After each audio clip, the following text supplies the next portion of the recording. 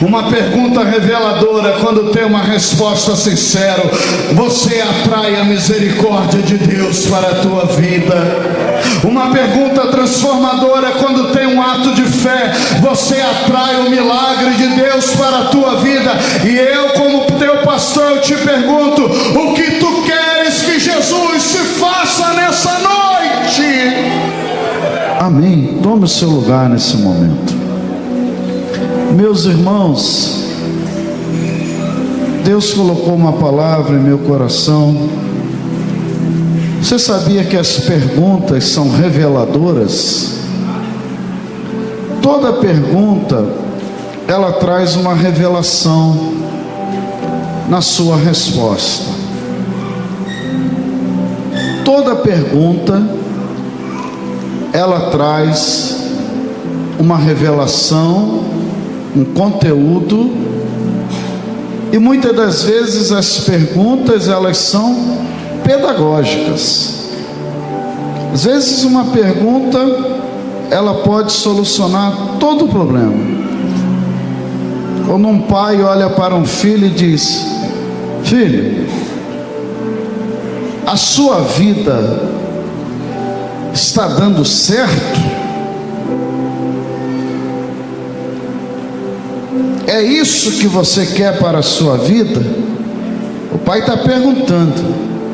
Essa pergunta do pai a um filho, não precisa o pai dizer se ele está certo, se ele está errado, a pergunta, ela por si só já é reveladora, a ponto de levar esse filho a uma reflexão.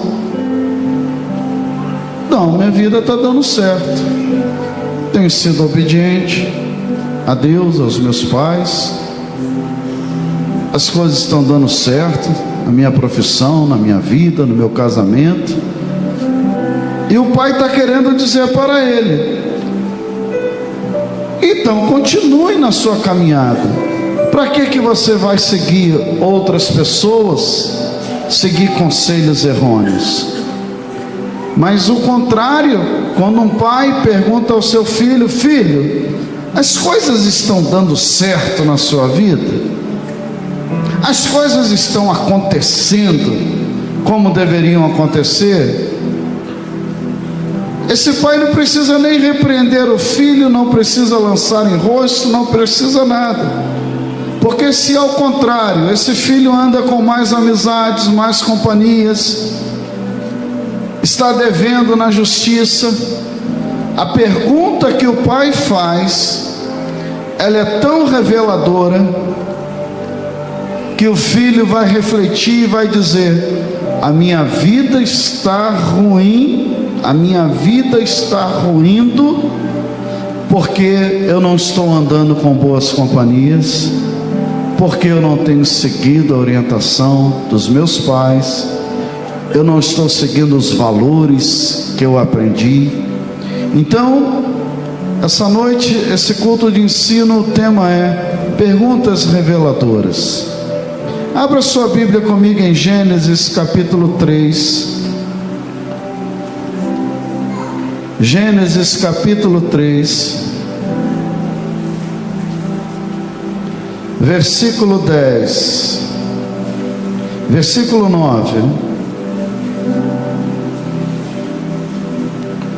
Gênesis capítulo 3, versículo 9.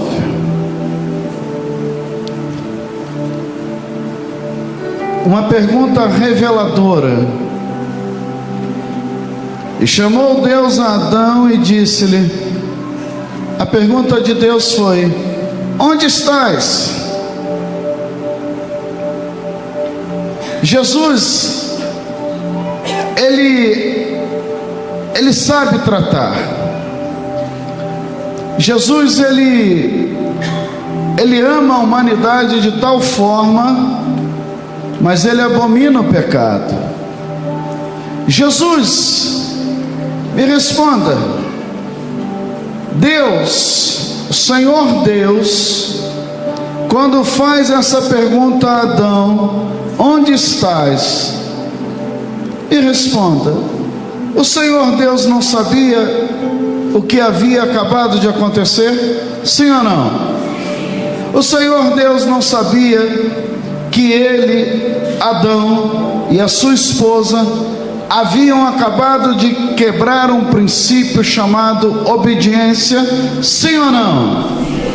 Por que Deus já não inicia esse diálogo dizendo: vem cá, Adão, vem cá, Eva, eu não falei para vocês? Olha aí o problema que vocês arranjaram agora. Vocês abriram uma porta. Jesus já não poderia chegar e rasgando o verbo no popular, como nós dizemos. Mas a pergunta de Jesus foi: onde estás? Talvez alguém diga assim: Jesus foi muito ingênuo, Jesus foi muito inocente. Não, Jesus não é ingênuo nem inocente. Ele amou o mundo de tal maneira que ele deu seu Filho unigênito, para que todo aquele que nele crê não pereça, mas tenha vida eterna. Mas ele também é um Deus fogo consumidor. Ingênuo não. Jesus sempre nos leva a uma reflexão: de que se queixa o homem? O homem se queixa dos seus erros, dos seus próprios erros, dos seus pecados. E a pergunta de Jesus: onde estás, Adão? Adão, aonde você está? É como se Jesus, o Senhor Deus, nessa noite estivesse dizendo: Rinaldo Dias, aonde você está? Meu irmão, minha irmã, o Senhor Deus está perguntando a mim e a você: aonde você está? A pergunta, a resposta de Adão foi: ouvi a tua voz soar no jardim e temi, porque estava nu e escondi. A resposta de Adão já é a resposta da sua condição de pecado, porque até esse momento o homem não sabia o que era o sentimento de temer. O homem até esse momento não tinha a consciência do que era estar nu, porque o homem vivia no estado da inocência. Até esse momento, pela primeira vez na palavra de Deus, o homem se esconde de Deus. Quem vem a um culto na igreja, ele não está temendo, ele não está querendo se esconder de Deus. Pelo contrário, nós estamos aqui porque cremos e queremos ser encontrados por Deus nessa noite. E quando ele dá a resposta, ele já está se auto-revelando, dizendo: eu pequei. Senhor, eu pequei.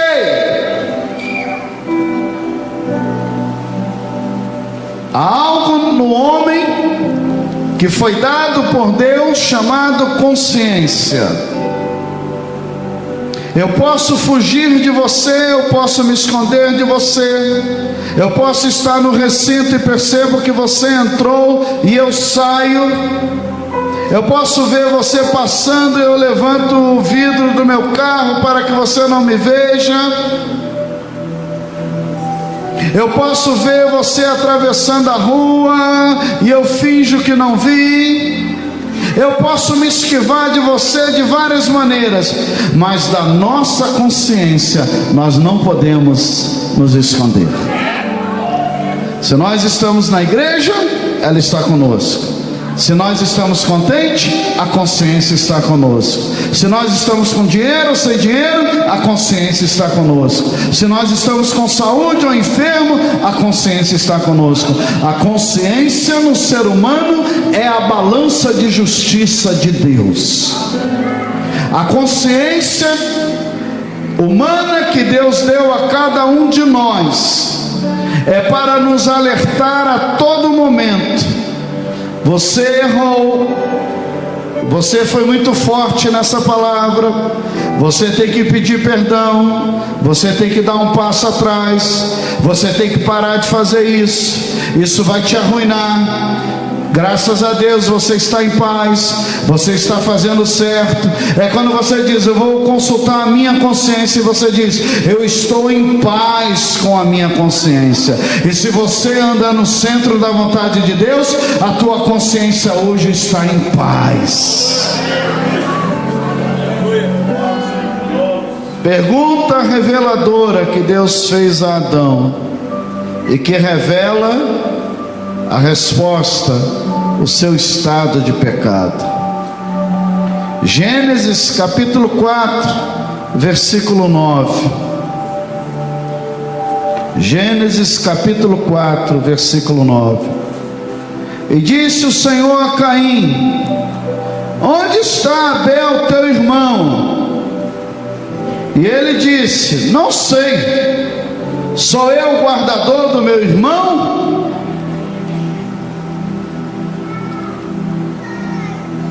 Jesus, o nosso Senhor Deus, sabia que Caim havia acabado de cometer o primeiro homicídio e matando o seu próprio irmão Abel. Sim.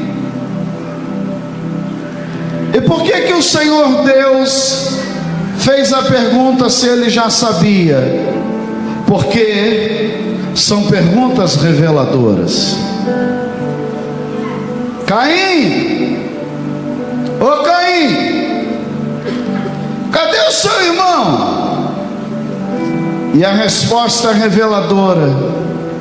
Olha como que ele dialoga com o Senhor Deus. Uma resposta mal criada, que revela o seu caráter. Sou eu o guardador do meu irmão? Agora eu vou ter que ficar dando conta do meu irmão? Ele tinha acabado de matar o irmão dele. Ele tinha acabado de cometer um homicídio. E ele diz, eu não sei. Ele cometeu um homicídio, ele mentiu ao Senhor Deus, e ele dá uma resposta muito desafiadora, querendo mostrar uma postura que ele não tinha. Quantos de nós muitas das vezes desafiamos a misericórdia de Deus? Porque, como eu disse, a consciência ninguém foge. Você pode fugir de tudo. Eu gosto muito de pesquisar na minha área jurídica, e eu já assisti vídeos de interrogatórios, de investigações, de muitas das vezes o próprio autor do fato está no cemitério chorando e dizendo, como vai ser a minha vida a partir de agora? E ele foi o autor dele dar entrevistas, repórter, e agora? E ele diz, eu não sei como que vai ser a minha vida, essa mulher é tudo para mim.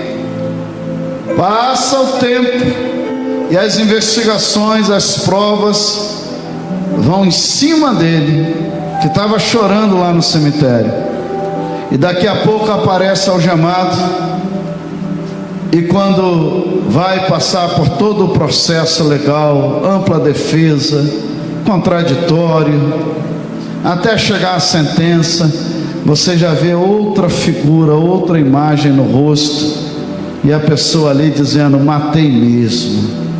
Mas você estava chorando lá, uns anos atrás, você deu entrevista, você falou o quê? E eu te pergunto, será que uma pessoa como essa, nesse exemplo que eu dou, que é uma realidade na nossa sociedade, isso acontece a todo momento, será que uma pessoa dessa, numa simples resposta, ela foge da sua consciência? Não.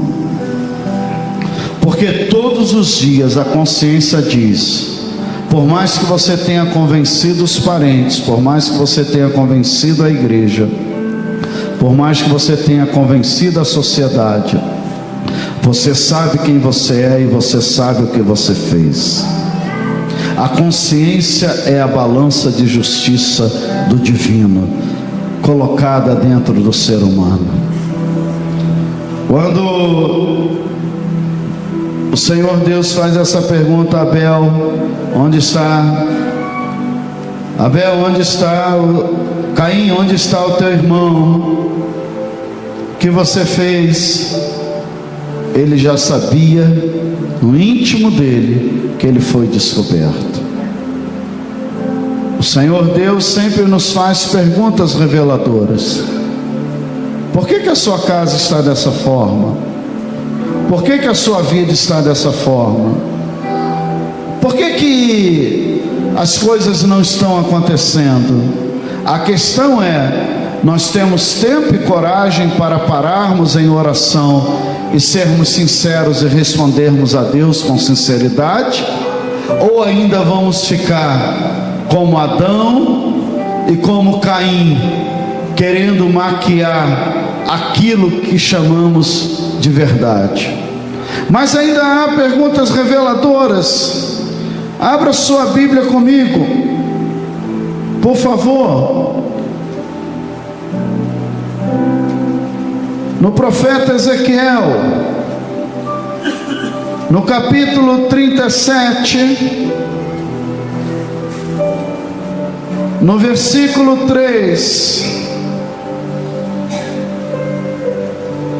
E me disse: filho do homem, poderão viver esses ossos?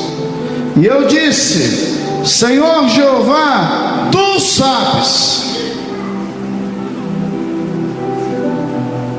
Perguntas reveladoras podem revelar o pecado, mas perguntas reveladoras podem revelar a nossa limitação e estarmos a um passo da bênção. Essa passagem da visão de um vale de ossos secos, há uma pergunta reveladora, aonde diz que o Senhor Deus perguntou ao profeta: filho do homem, poderão viver esses ossos? E eu disse: Senhor Jeová, tu sabes. Uma visão que revelava o estado de Israel espiritual, uma visão que mostrava o passado de um grande exército, mas que por motivos de distanciamento de Deus, agora esta visão mostrava que aquele grande povo, aquele grande exército era como um monturo num vale de ossos, ossos espalhados por todas as partes. E a Bíblia diz ossos secos, ou seja, já havia tempo que o fato tinha ocorrido. E o Senhor Deus pega o profeta e coloca nesta visão e faz essa pergunta: poderão esses ossos secos reviver? E ele não tem resposta. Ele diz: Senhor, tu sabes. Existirão problemas na nossa vida, existirão problemas na história da nossa caminhada, que nós vamos nos deparar com situações intransponíveis como essa. Lógico, numa lógica humana, claro que não. Os ossos não podem reviver. Ossos secos, o fato já aconteceu, a morte já chegou, ou a pessoa já foi destruída, não há esperança, a sociedade não acredita mais, a porta de emprego não abre mais, a medicina disse que não tem mais cura, o casamento já acabou, é um vale de ossos secos.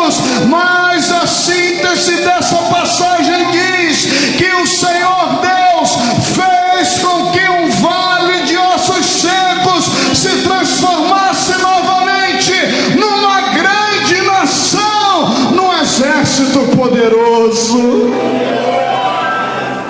Eu não sei qual é a visão real da tua história, mas para essa pergunta que Deus te faz, eu vou transliterar para você compreender. É como se Deus estivesse perguntando a mim e a você: será que há a solução para o teu problema? Será que há a solução para a tua situação? E o Altíssimo responde nesta noite: poderá haver vida nessa noite. Eu tenho o poder de trazer vida, de tirar o que está na gaveta, de tirar aquilo que já foi riscado dos teus sonhos, de tirar aquilo que um dia já te fez brilhar os olhos e você por algum motivo desistiu e abandonou no vale dos ossos secos. Jesus manda lhe dizer: ainda tem vida aí.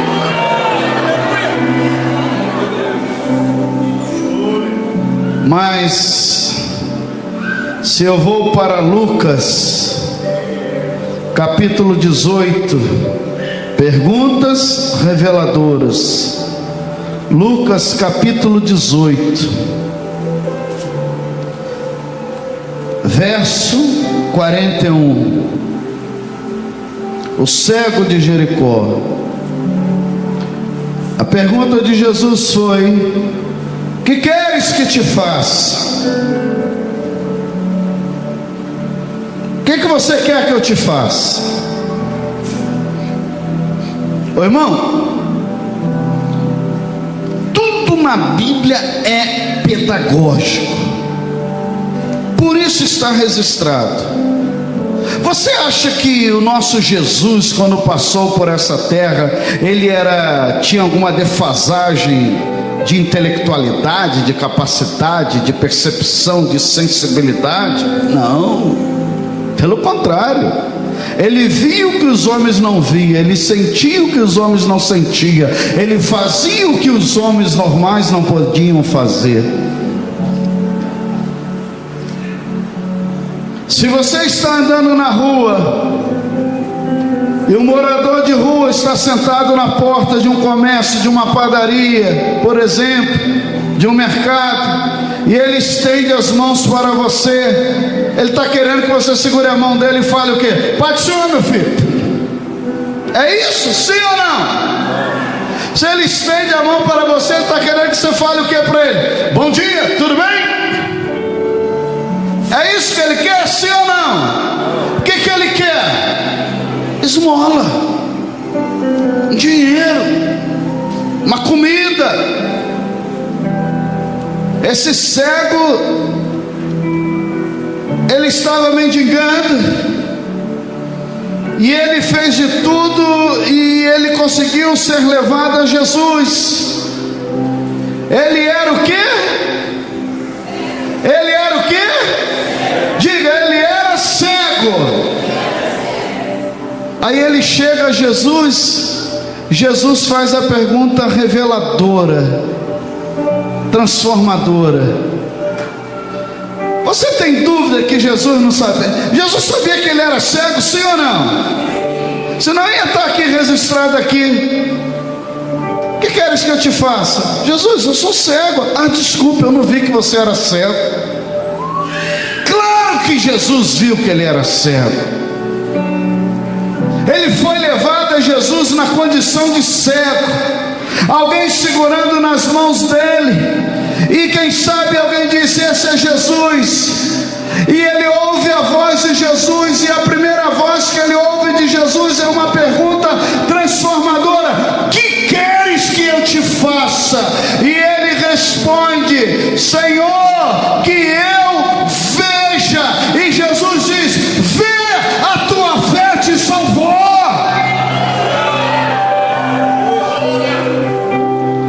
Perguntas transformadoras, quando tem uma resposta de fé, o resultado é imediato.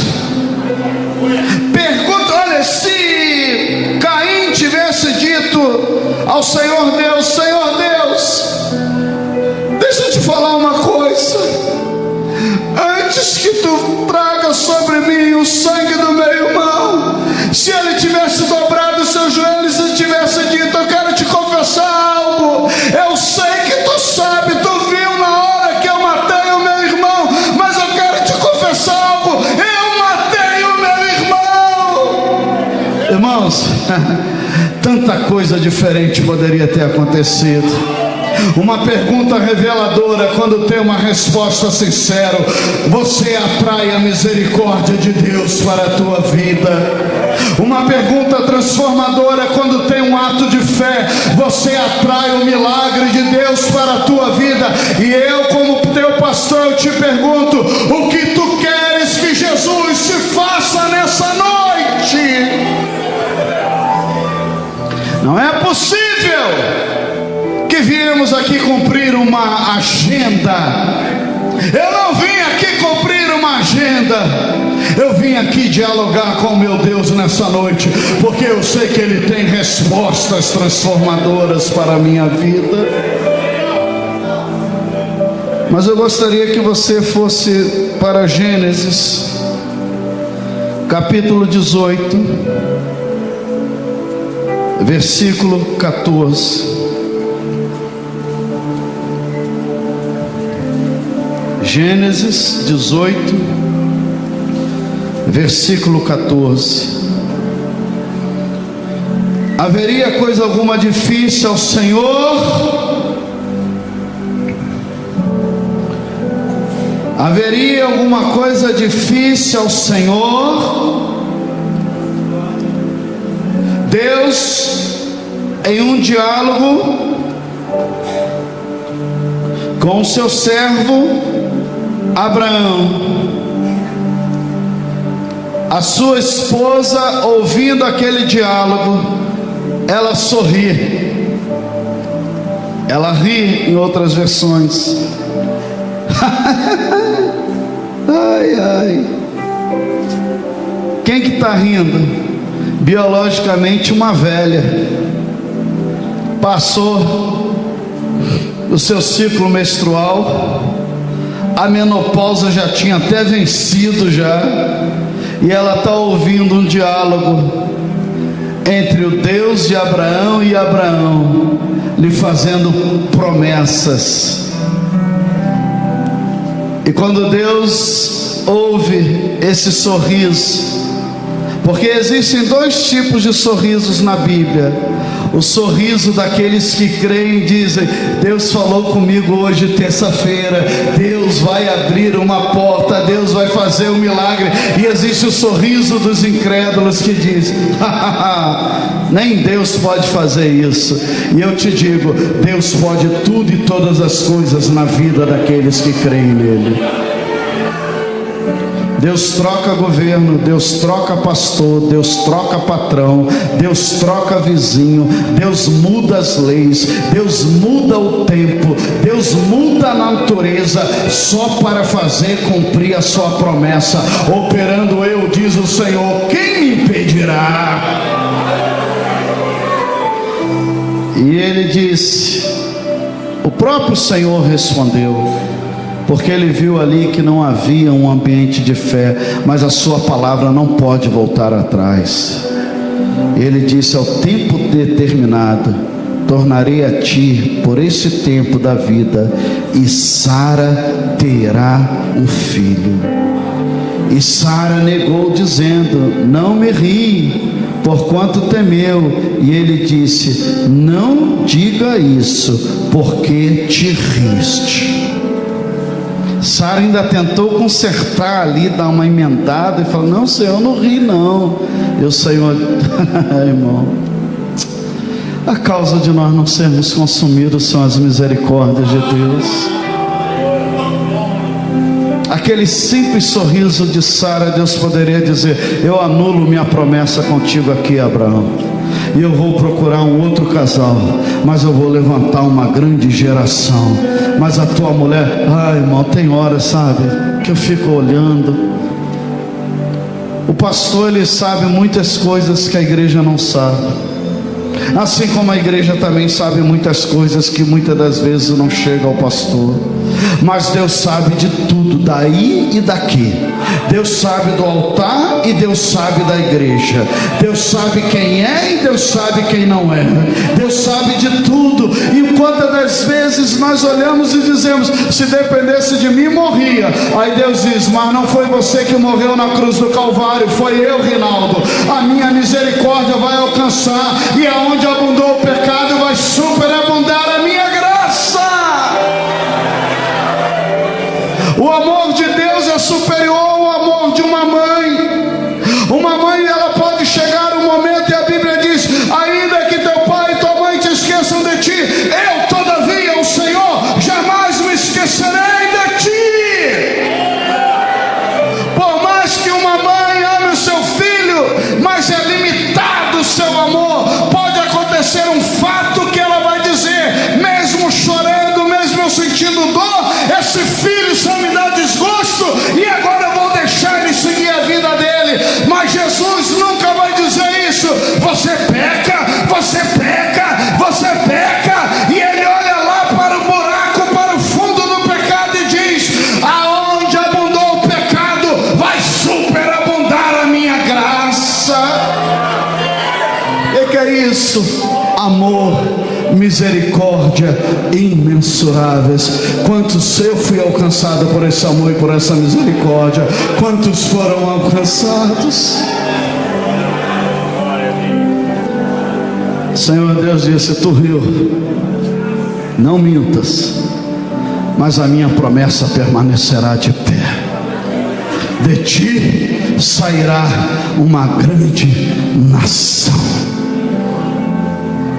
Eu sei que tem momentos que nós devemos fazer orações do tipo: Senhor, eu não mereço, eu não presto. Senhor, eu falo que eu vou fazer e não faço. Eu falo que eu vou melhorar e eu estou piorando. Mas continua nessa oração, não para não. Enquanto você estiver orando, daqui a pouco Deus vai entrar com mão forte. Deus vai te levantar e vai te erguer, e você vai ver: Senhor, eu pensei que eu nunca fosse viver um momento de tanta alegria na minha vida. E Deus diz: o plano que eu tenho para a tua vida está de pé.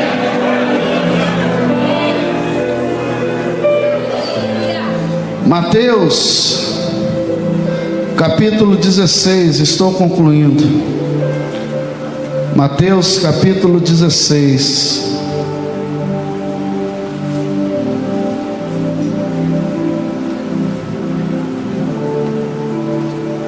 verso 13. Eu estou falando de perguntas reveladoras. Mateus 16, verso 13. Quem dizem os homens ser o filho do homem? Jesus reúne os seus discípulos e pergunta: quem dizem ser os filhos do homem? E a resposta foi: e eles disseram: Senhor, uns dizem que tu és João Batista, outros dizem que tu és Elias. O outro disse: mestre, tem uns que falam que tu és Jeremias ou um dos profetas. Ok. Eles responderam que Jesus estava perguntando. Jesus não perguntou diretamente para algum discípulo nesse primeiro momento do diálogo. Ele perguntou uma pergunta genérica: o que vocês estão ouvindo aí fora aí? O que eles dizem que eu sou? Alguém poderia nesse momento se destacar no meio dos discípulos e dizer assim: mestre, eu compreendi a tua pergunta, mas o que eles estão dizendo não vale a pena reproduzir. Eu quero dizer o que eu sinto. Tu és o Filho, tu és o Filho de Deus, tu és Jesus. Mas ninguém teve essa resposta. Sabe por quê? Porque às vezes nós somos uma igreja que dizemos que somos de Jesus, mas na verdade não seguimos a Jesus. Nós seguimos o que ouvimos aí fora. Por que muitas pessoas saem de suas igrejas? Algumas por motivo de trabalho, algumas por mudança de estado, de município, de bairro, dentro de uma normalidade. Mas existem pessoas que são verdadeiros nômades, ciganos, religiosos, não consegue passar 6 meses na mesma igreja. Qualquer movimento diferente na igreja sai, qualquer outro movimento na outra igreja diferente sai. Essa aqui não é boa, essa aqui não é boa, essa aqui não é boa. Ei, amigo, está procurando igreja perfeita? Pede para morrer, mas morre salvo, lavado e remido pelo sangue de Jesus e vai para o céu. Lá não há pecado, lá você não vai ouvir mentira, lá você não vai ter grupo, lá não vai ter confusão. Aqui, embora a noiva é de Cristo, nós ainda estamos numa metamorfose, nós estamos rumo ao alvo, buscando a perfeição que é Cristo Jesus. Pastor, eu não bebo, eu não faço isso, não faço aquilo, mas fala mal dos outros. Para Jesus não tem pecadinho nem pecadão, é tudo pecado. Pastor, eu não falo mal de ninguém, eu não bebo, eu não fumo, eu não sei o que, mas se acha santo demais. Santo aqui é só Jesus. A Bíblia, não é o pastor Rinaldo não, a Bíblia diz: todos pecaram. A Bíblia está dizendo assim: Rinaldo, não tem para onde você correr, você vem de uma origem adâmica. Dentro de você há algo pulsando chamado carne, que te puxa a todo momento para o pecado, mas você tem que transformar a sua mente, você tem que ser cheio do meu Espírito, e você vai vencer essa batalha diária. Quantos aqui muitas das vezes são tentados a pecar? Levante a mão. Sabe por que isso? Porque você ainda está na briga. E se você é tentado, mas você não cede, eu quero te dizer, o placar, Jesus está ganhando, Jesus está ganhando. Se tentado, não ceda. Ser tentado não é pecado, porque isso não é inerente, não é você que escolhe, é algo que vem do mundo espiritual e diz: vão te derrubar. Você é tentado, mas você dá um passo atrás e diz: o sangue de Jesus tem poder. Senhor, me cobre com teu sangue.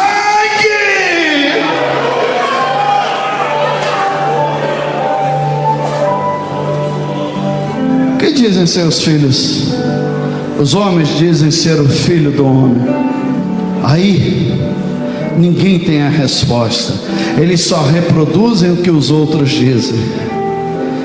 Aí o Pai, o Deus, traz a revelação sobre Pedro. E Pedro, que até então estava calado, logo Pedro, sabe quem seria Pedro hoje? Ele era pescador, características da Bíblia. Não vou provocar bullying com a imagem de Pedro, da história de Pedro, não. A Bíblia que diz: tosco, grosso, sanguíneo, puxava a espada. Vamos resolver aqui, meu irmão. Sou discípulo de Jesus, mas comigo é na espada. Não sabia falar como Paulo falava, não tinha a cultura que Paulo tinha. Mas Jesus olhou e falou assim: eu preciso desse Pedro. Jesus olhou para mim e para você e falou assim: Rinaldo, você não tem nada de bom para me oferecer, você não tem nada de bom para me oferecer, mas eu preciso de você para fazer alguma coisa para mim na terra. Talvez você olhe para você mesmo e diga: eu não sei o que eu estou fazendo aqui, eu não sei como que eu tenho uma carteira de membro, eu não sei como é que eu sou pastor, como é que eu sou obreiro, eu não sei como, porque eu não mereci. Irmãos, a Bíblia sabe, isso não é segredo para ninguém. Nós não merecíamos, nós estamos aqui porque Ele nos ama, e ponto final. Aí o Pai dessa revelação sobre Pedro. Pedro dá um salto e diz: tu és o Cristo, o Filho do Deus vivo. Aí Jesus olha e fala assim: ah, Pedro, tu só sabe disso porque meu Pai acabou de te revelar, porque se a ti não fosse revelado, tu não saberia. E foi uma revelação divina mesmo. Porque nessa mesma sequência do diálogo que Jesus revela o seu propósito, que ele vai ter que ser levado à cruz, Pedro diz: Senhor, jamais deixarei. E Jesus olha para Pedro. Olha só, irmãos, como a natureza humana é algo assim que você tem que vigiar. Tem hora que é Deus, mas tem hora que é o demônio. No mesmo diálogo, Jesus olha para Pedro, que acabava de ter recebido uma revelação de Deus dos céus. E no mesmo diálogo, Jesus olha para Pedro e diz: para trás de mim, Satanás. Por que você permitiste que o diabo entrasse no teu coração no mesmo instante? Por isso que a igreja tem que orar e vigiar. Porque eu posso estar aqui pregando uma palavra e chegar em casa, o diabo entrar no meu coração e eu não ser um esposo exemplar, eu não ser um pai exemplar, eu não ser um cidadão exemplar. Por isso tem que orar e vigiar, orar e vigiar, orar e vigiar. Por quê? Para que sempre sejamos cheios de quê? Do Espírito Santo de Deus. E quando ele dá essa resposta, abre-se um leque para nós, está aberto até hoje. Tu és o Cristo, o Filho de Deus.